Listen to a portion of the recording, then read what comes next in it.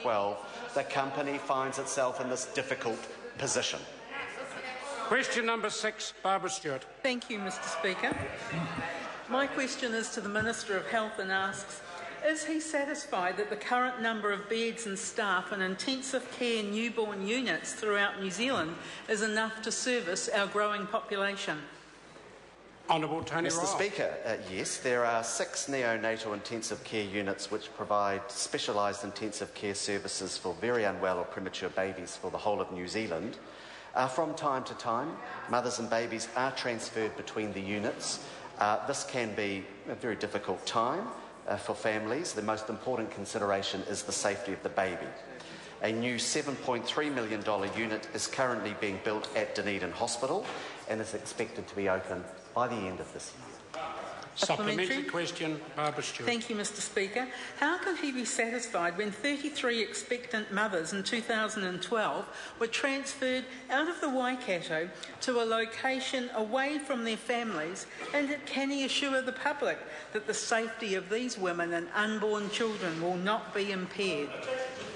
Honourable Tony Mr Speaker, the number of these NICU beds has increased by about 10% since 2008. The population or the birth rate has dropped and slowed in those last few years. It has always been the case that babies are moved between these units. I know it's incredibly disruptive.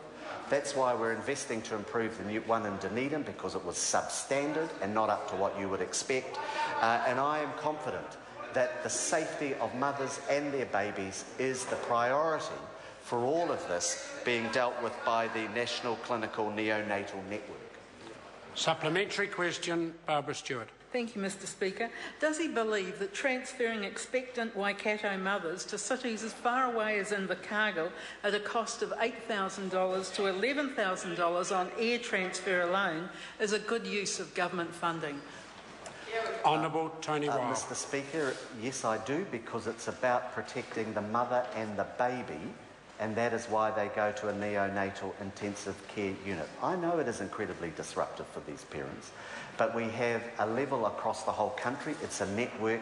Mothers and babies at times do need to move around those units, and that is why we provide support around that, but the priority has to be the baby and the mother. And that's the commitment of this government, and that is why we are moving to improve neonatal facilities, particularly in Dunedin, which have needed upgrading and improvement for many years. Barbara Stewart, supplementary question. Does he have any plans to increase the number of beds and staff in other neonatal intensive care units throughout New Zealand to ensure that expectant mothers will not have to undergo lengthy, costly and potentially unsafe hospital transfers? Honourable Tony Ryle. Yes, I can tell the member that the government is investing $7.3 million in the new neonatal intensive care unit in Dunedin, which is expected to be open by the end of this year. Question number 7, Chris Ockenvale.